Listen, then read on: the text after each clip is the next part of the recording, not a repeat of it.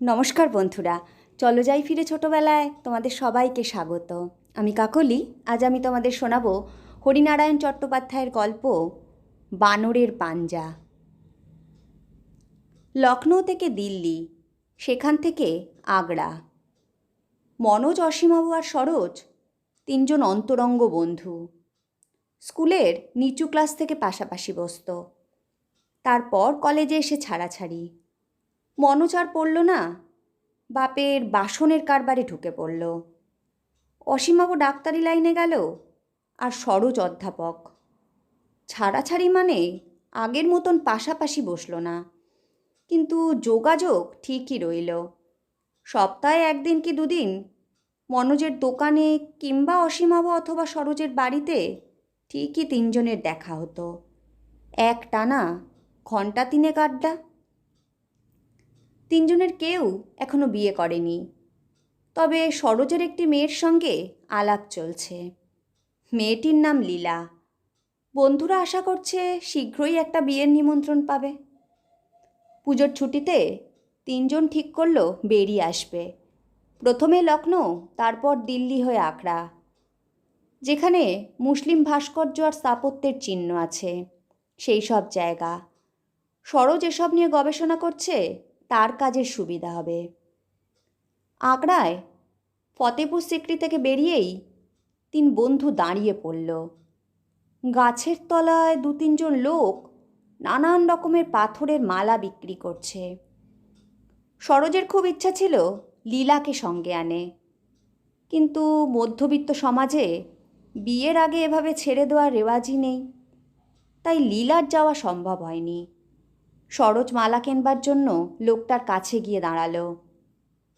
এর আগে লখনৌ থেকে লীলার জন্য সরোজ নাগরা কিনেছিল, দিল্লি থেকে সোয়েটার, আগ্রা থেকেও কিছু একটা নিয়ে যেতে চায়। বন্ধুরাও সরোজের পিছন পিছন এসে হাজির। অনেক রকমের মালা দেখা হলো, কিন্তু সরোজের পছন্দ হলো না। অসীমাবু সরোজকে বলল, চল ওইদিকে, একটা লোক বসে আছে, ওর কাছে দেখি। একদিকে পাঁচিল ঘেঁষে বিরাট একটা গাছের নিচে পাথরের ওপর একটা লোক বসে। তার সামনে একটা ডালায় নানান রকমের হার, লকেট, পাথরের তাজমহল, দোয়াতদান, বিভিন্ন জিনিস। লোকটার চোখে চশমা, মুখে বসন্তের দাগ, তামাটে রং, অতি শীর্ণকায়, মাথায় বসানো মুসলমানি টুপি। তিন বন্ধু তার সামনে বসল। নানান রঙের হার রয়েছে, নানা প্যাটার্নের। সরোজ বেছে বেছে গোটা ছয়েক কিনল। অসীমাবু আর মনোজ কিনল দুটো পাথরের তাজমহল। ওঠবার মুখে হঠাৎ অসীমাবুর নজরে পড়ল, ওটা কি? ওটা? লোকটা তাড়াতাড়ি জিনিসটা সরিয়ে ফেলে বলল, ওটা বিক্রির নয় হুজুর। অসীমাবু নাছোড়বান্দা বলল, আরে বিক্রির নাই বা হলো, একবার দেখি না। অনেক ধরাধরির পর লোকটা দেখালো। ডালার নিচে একটা বইয়ের মধ্যে জিনিসটা ছিল একটা বানরের হাত, কবজি পর্যন্ত কালো লোম, হাতের চেটোয় লাল রঙের মাংস। এটা এখানে রেখেছো কেন? মনোজের কথার উত্তরে লোকটা বলল, খুব পয়মন্ত জিনিস হুজুর, সেকালের জিনিস। আমার নানার কাছ থেকে বাবা পেয়েছিল, তার কাছ থেকে আমি। এখানকার বানর নয় হুজুর, মধ্যপ্রদেশের।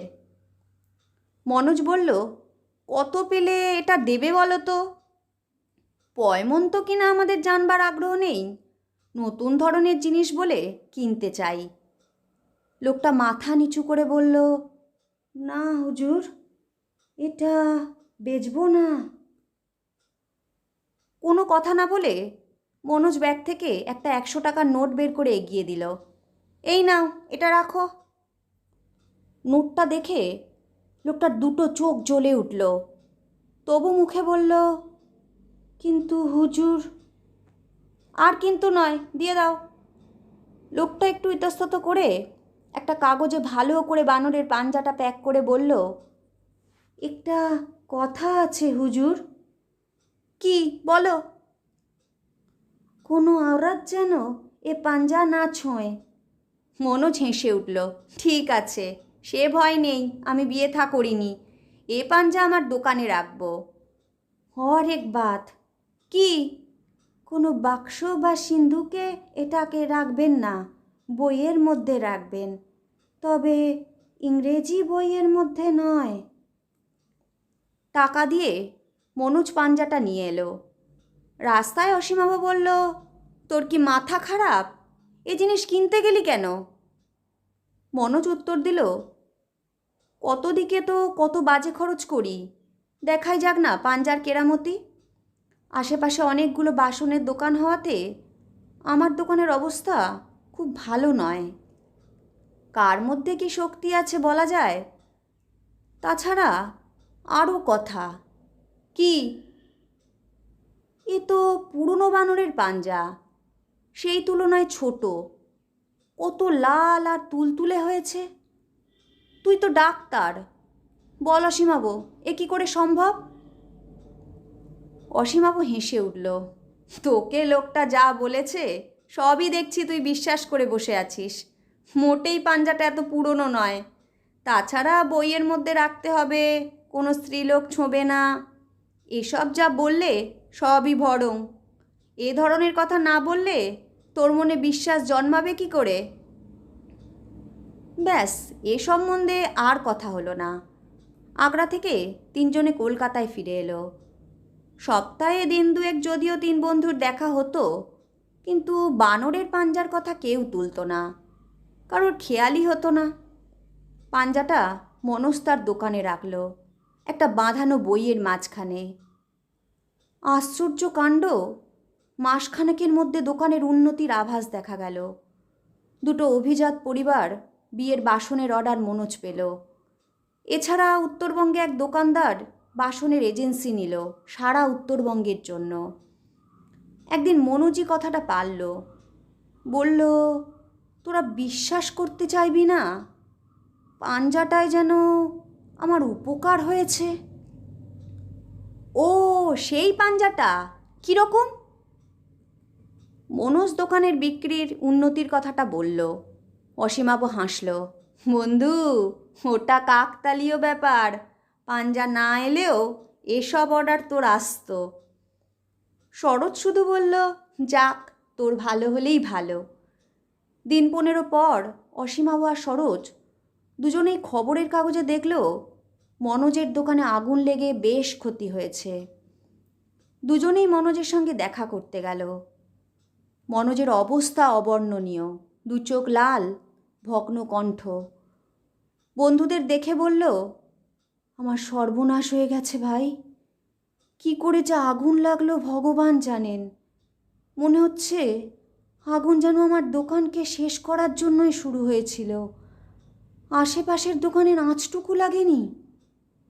অসীমাবু প্রশ্ন করল, কেউ শত্রুতা করে আগুন লাগিয়ে দেয়নি তো? কে দেবে?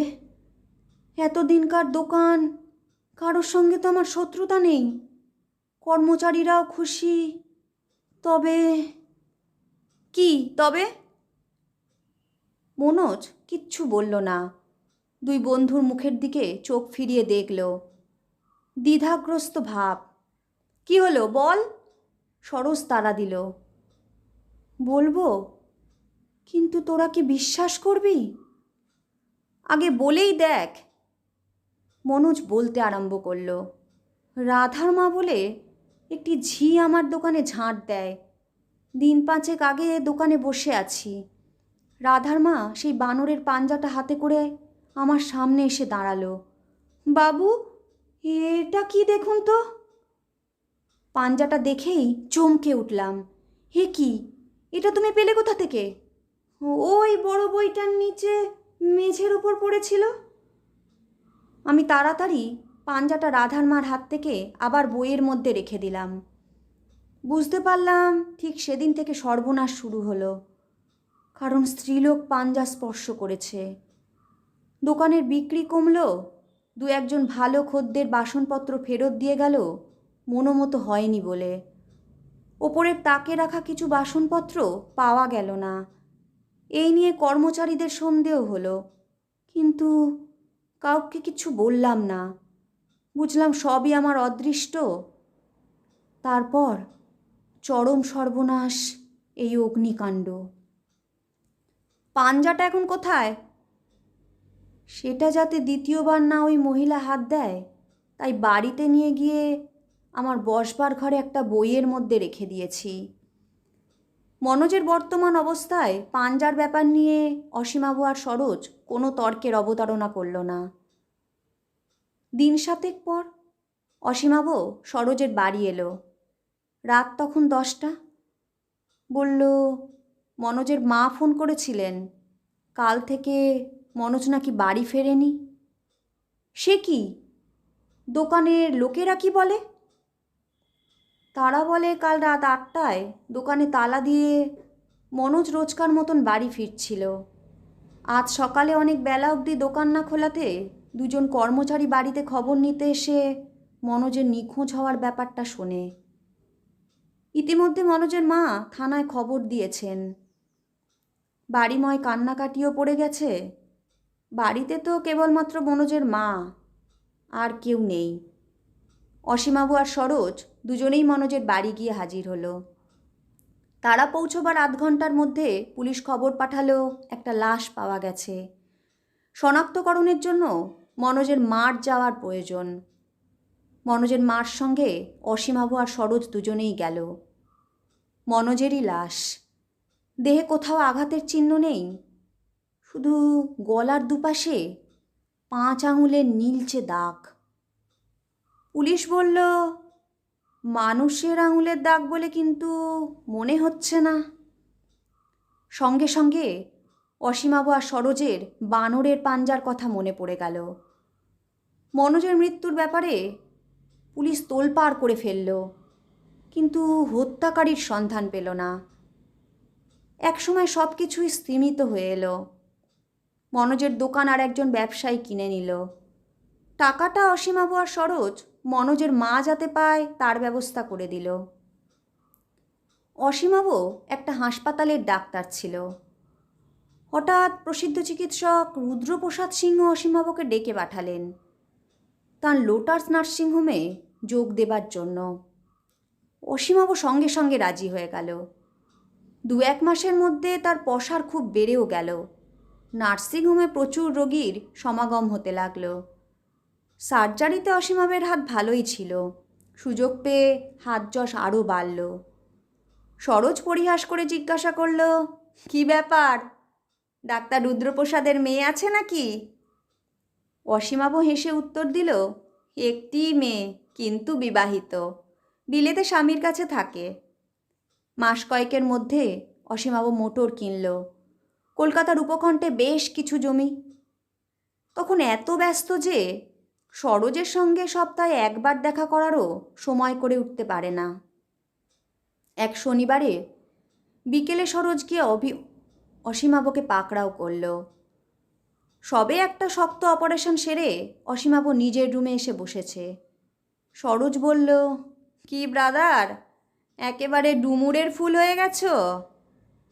অসীমাভ সলজ্জ হাসল। তোর উন্নতিতে আমি খুবই খুশি। অসীমাভ বলল, বস সরোজ, তোর সঙ্গে দরকারি কথা আছে।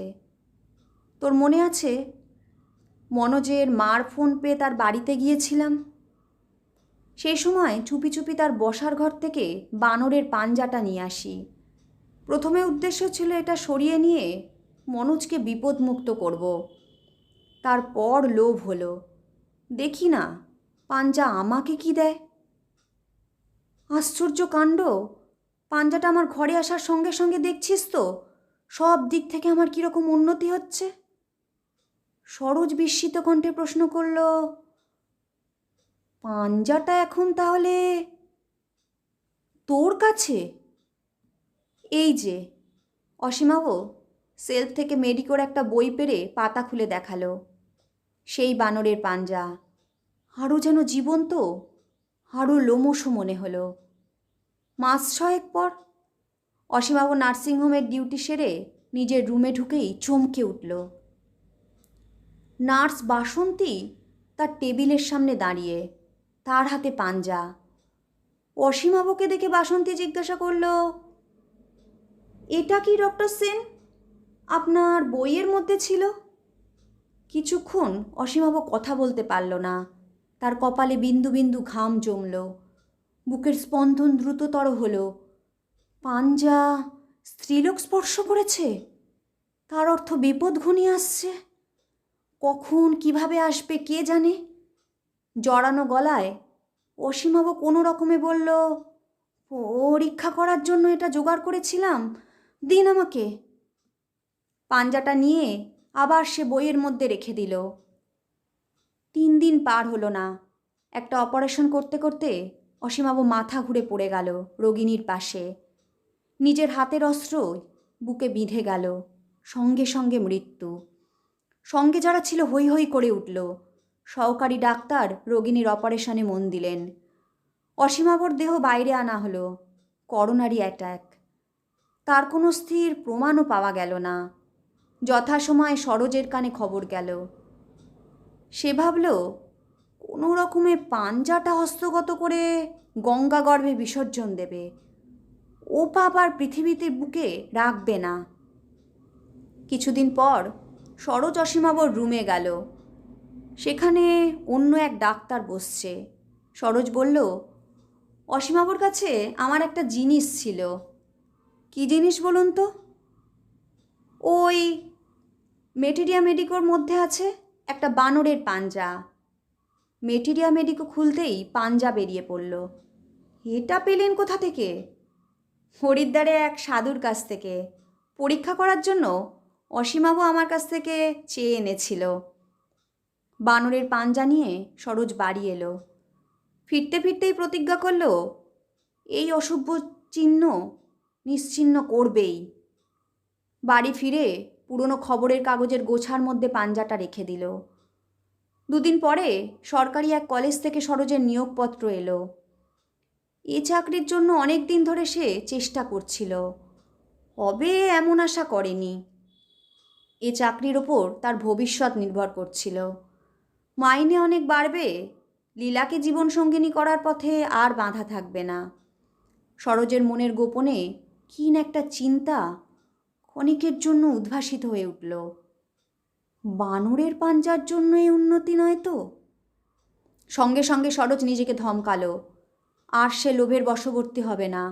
2 বন্ধু লোভের ফাঁদে প্রাণ হারিয়েছে। সরোজের একলার সংসার, একটি ঝি আছে। রান্নাবান্না গৃহস্থালির সব কাজ সে করে দেয়। মাঝে মাঝে লীলা আসে, ঘর গুছিয়ে দেয়। 2-1 দিন রান্নাও করে। আবার লীলার বাড়িতেও সরোজের নিমন্ত্রণ থাকে। এ বাড়ির বাড়তি একটা চাবি আছে লীলার কাছে। কাজেই সরোজ না থাকলেও তার প্রবেশের কোনো অসুবিধা হয় না। একদিন বিকেলে সরোজ কলেজ থেকে ফিরে দেখল লীলা বসে আছে। সরোজকে দেখে লীলা হাসল। কি মশাই, নতুন চাকরি হলো, সন্দেশ কই? সন্ধ্যার দিকে দুজনে যখন চায়ের টেবিলে, তখন লীলা বলল, তোমায় একটা কথা বলা হয়নি। কোণের ঘরে খবরের কাগজে স্তূপ জমা হয়ে রয়েছে। বিক্রি করার জন্য নামাতে গিয়েই দেখি, বাবা কি বিরাট এক মাকড়সা! আমি ভয় পালিয়ে এসেছি। সরোজ চেয়ারে টান হয়ে বসে জিজ্ঞাসা করল, তুমি সেটা ছোঁওনি তো? না না, ছোঁবো কেন? সরোজ আর দেরি করল না। পরের দিন কাগজে প্যাক করে পাঞ্জাটা কলেজে নিয়ে গেল। দিন 2 পর 2 অধ্যাপক 12 ছাত্র নিয়ে আন্দামান যাবার কথা। একজন অধ্যাপকের হাতে প্যাকেটটা দিয়ে সরোজ বলল, এটাতে আমার এক আত্মীয়ের অস্থি আছে, আপনি দয়া করে সমুদ্রে ফেলে দেবেন। অধ্যাপকরা ছাত্রদের নিয়ে আন্দামান রওনা হয়ে যেতে স্বস্তির নিঃশ্বাস ফেলল। যাক, আর ভয় নেই, দেশের মাটি থেকে পাপ দূর হয়েছে। দিন 7 পর ঝিয়ের চিৎকারে প্রতিবেশীরা সরোজের শোবার ঘরের দরজা ভেঙে ঢুকেই পুলিশে খবর দিল। খবর পেয়ে লীলাও ছুটে এলো। বিছানায় সরোজের চিত হয়ে শুয়ে, 2টি চোখ বিস্ফারিত। মনে হয় বিভৎস কোনো দৃশ্য দেখে ভয় পেয়েছে। শরীর বরফের মতো ঠান্ডা। বুকের ওপর সেই বানরের একটা পাঞ্জা পড়ে আছে। সেটা দেখেই লীলা চিৎকার করে উঠল। সেদিন কাগজ ছড়াতে গিয়ে ওইটা আমার গায়ে পড়েছিল, আমি হাত দিয়ে ছুঁড়ে সরিয়ে দিয়েছিলাম। ওটা এখানে এলো কি করে? থানা থেকে দারোগা এসে লাশ মর্গে পাঠালো, আর পাঞ্জাটা নিজের পকেটে রেখে দিল। কিন্তু কি আশ্চর্য, থানায় নেমে পকেট তন্ন তন্ন করে খুঁজেও পাঞ্জাটা আর পেল না। পাঞ্জাটা যেন হাওয়ায় মিলিয়ে গেল। কেমন লাগলো বন্ধুরা? গল্পটা যদি তোমাদের ভালো লাগে তাহলে অবশ্যই লাইক, শেয়ার, কমেন্ট করো কিন্তু। আর আমার চ্যানেলে যারা নতুন বন্ধু তারা আমার চ্যানেলটা সাবস্ক্রাইব করে নিও, আর পাশে থাকা বেল আইকনটা বাজাতে ভুলো না যেন। আজ তবে আসি, আবার আসবো আগামী পর্বে অন্য কোনো গল্প নিয়ে।